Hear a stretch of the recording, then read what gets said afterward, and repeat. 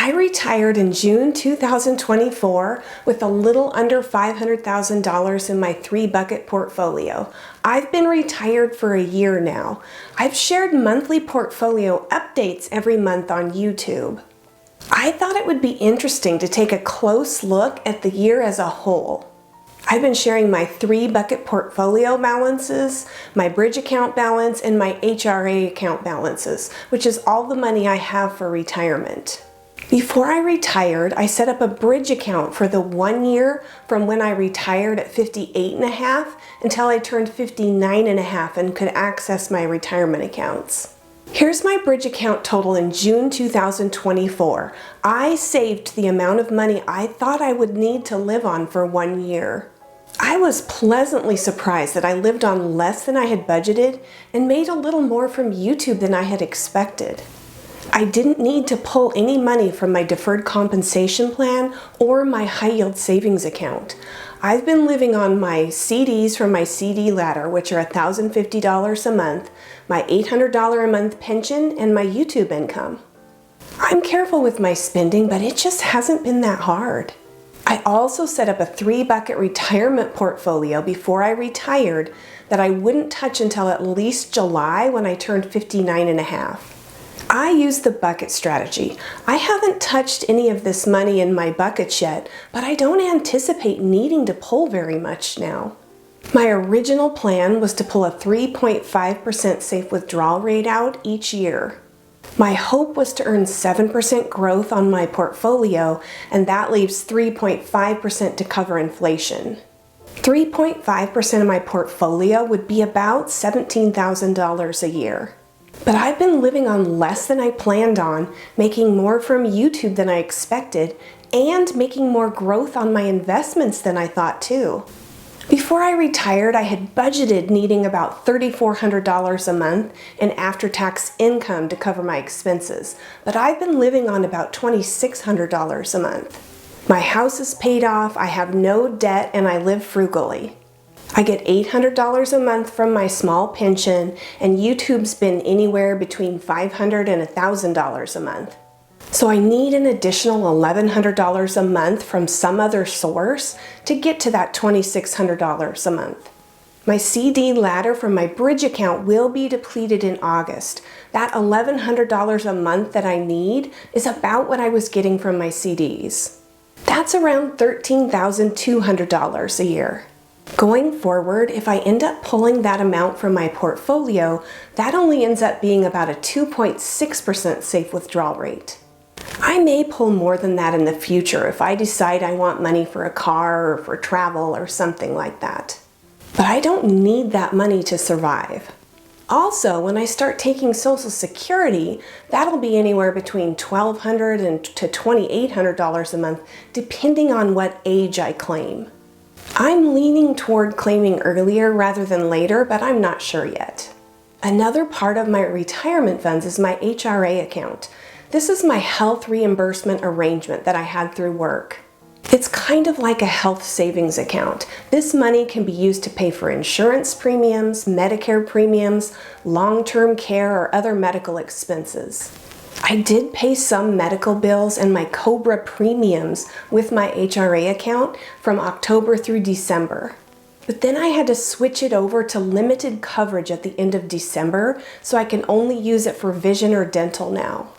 I had to do this in order to qualify for my ACA subsidies. In June 2024, that account had $23,000 in it. My employer rolled 25% of my unused sick leave over into that account 2 months after I retired. We just lose the rest of our sick leave. I had 1,126 hours of sick leave. I almost never took sick days. They rolled $20,000 to the $23,000 I already had saved in there. So in August, my total was $43,000. I'll use that number for comparison even though it was August and not June. So in June 2024, when I retired, my 3-bucket portfolio had $462,600 in it. My bridge account had $28,525 in it. My HRA had $43,000 in it, and that's technically August, but I'm counting it as June. So when I started retirement, I had $534,125 in all accounts for retirement. At the end of May 2025, which is 1 year later, my 3-bucket portfolio has $506,470 in it. My bridge account has $23,190. And my HRA has $39,398. So at the beginning of June 2025, 1 year in, I have $569,058 in all accounts for retirement. My total for all accounts went up by 6.5%, and my 3-bucket portfolio that I haven't touched yet went up 9.5%. My bridge account only went down by 19% instead of the 100% I had planned. My HRA went down just 8% from those medical bills and COBRA premiums I paid in 2024. But because my 3-bucket portfolio went up by 9.5% and my expenses were less than I anticipated and YouTube was more than I anticipated, my total for all accounts grew by 6.5%. I couldn't be happier. You just don't know how things will go when you retire. You worry that you'll spend more than you thought, that your accounts won't make those gains that you hoped for, and that you'll draw down your retirement accounts faster than you had planned. My original goal was just to not touch the principal in my buckets, to not have that account balance go down. And it went up. If I had pulled a safe withdrawal rate of 3.5%, my 3-bucket balance would be $488,744. That still would have been up 5.7% in 1 year. And that's the amount to cover inflation for that year. According to the U.S. Bureau of Labor Statistics, the inflation rate from January 2024 to January 2025 was 3%. I know that number can vary a lot, but I feel comfortable with my plan. And remember, this plan of mine is without touching the principal. I should have plenty left to leave to my children. It's like my whole principal amount is just there for emergencies. And if I don't have too many big emergencies, then I get to leave all of that to my children. So if I was able to keep spending at the same rate and pull even 3.5%, I'd never touch the principal. It would continue to grow, leaving my kids a nice inheritance. I really had planned on working until I was 59 and a half. That was my plan, but I couldn't do it. I just couldn't do it. So I decided if I was going to retire at 58 and a half, I would spend less this first year to make up for it. It was so much easier than I thought it would be. I think this last year is one of the happiest I've ever had.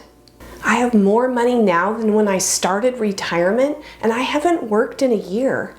Yes, I make a little money on YouTube, but that's more like a hobby job for me that I work on for a couple hours a week whenever I feel like it. And yes, I have a pension, but it's small. $800 a month is certainly not enough to live on. I'm very grateful that I have it though. When I retired, I was in my highest earning years. Most of us are. So just for fun, I calculated how much more money I might have had if I had worked 1 more year.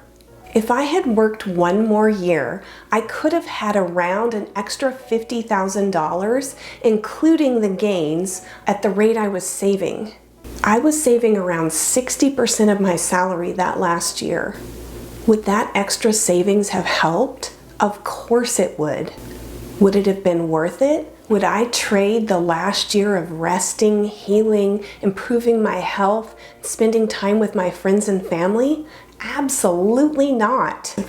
1 more year syndrome is a real thing. You can't put a price on freedom or your health. Some things are just worth more than money, at least to me. Yes, you do need enough to live on. Yes, you do need to do some careful planning. But please also consider your physical and mental health. How much is that worth to you? It was well worth giving up that additional theoretical $50,000 to me. Other people will feel differently, and that's okay. Everyone has to do what feels right for themselves. I'm not sure how things will go, and I'm not sure what unforeseen expenses may come up in the future. But I'm feeling pretty good about retiring early right now. My health has improved so much. I'm living my best life. Now that I've seen how this first year went and the finances were so much better than I expected, I do feel a little more comfortable spending money now. I definitely don't need to spend money to be happy. I live a simple life. But I do want to travel, and I will need another car eventually. I'd like to take a trip to Australia in the next couple years, so I feel ready to start planning that trip. If you're retired, how did your first year go? If you're not retired, what financial issues do you foresee in your first year? If you want to share, feel free to leave a comment. If you're seeing me for the first time, hi, I'm Julie and this channel's Happy on Monday. Thanks for joining me. If you found this helpful, please like. And if you're interested in retiring early, consider subscribing. Today I'm going to leave you with a quote by Robert Kiyosaki. Financial freedom is available for all those who learn about it and work for it. Hope to see you again soon.